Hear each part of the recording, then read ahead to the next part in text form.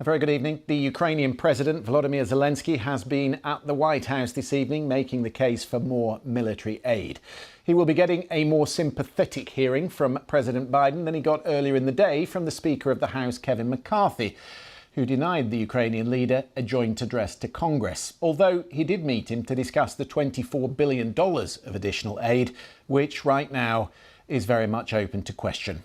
The Republican caucus is deeply divided over spending. The US government is hurtling towards a shutdown in 9 days' time, and the Ukraine spending has been stripped out of McCarthy's proposals.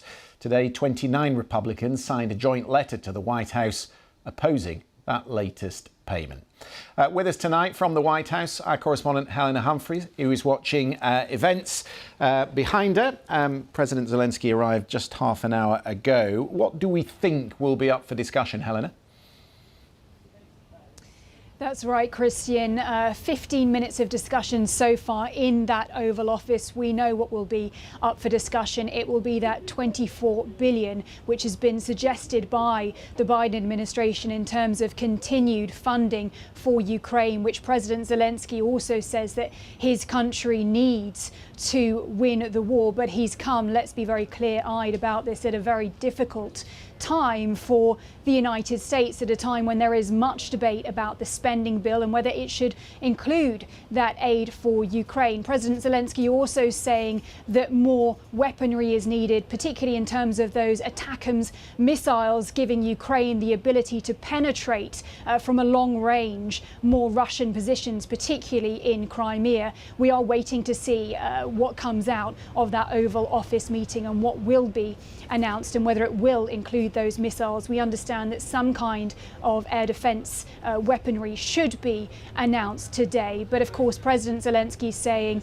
we need all in, essentially. And let's be very clear about the difference in this meeting 9 months on from that December meeting here at the White House and on Capitol Hill, when President Zelensky received a standing ovation at that joint address to Congress. The heroes welcome Ukrainian flags unfurled and firm backing for President Zelensky then. This time around, questions being asked about accountability coming from Speaker of the House Kevin McCarthy, saying that Americans, the taxpayer, deserves to know about how this money is being used. Also saying he wants to see more plans about how Ukraine intends to be victorious and to turn the tide on the battlefield at a moment in this counter-offensive as we start to head into the autumn, into the winter, when arguably it will be more difficult. And so far, those gains have been more limited this time around compared to December last year.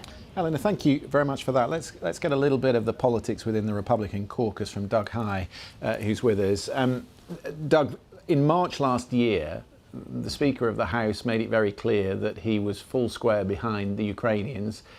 Today, he has pulled the funding from the spending bill, which is still to be passed. So what has changed in the interim?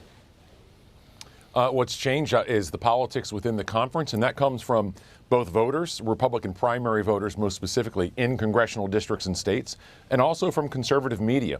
There's been a real skepticism about the war in Ukraine, about Zelensky. I think a lot of that is misplaced, but it's been very real. I've been warning colleagues overseas in London for over a year now. Watch House Republicans and how they move on this. They're going to try and shy away from Zelensky in an inch-by-inch process. And unfortunately, that's what we've seen just play out today. Yeah, well, I remember being over with you in Washington for the midterm elections and explaining to people why they should be taking an interest in, district by district elections across the United States. And this is very much the reason why, because you have a hardline group on the right who are adamant this should be stripped from the bill.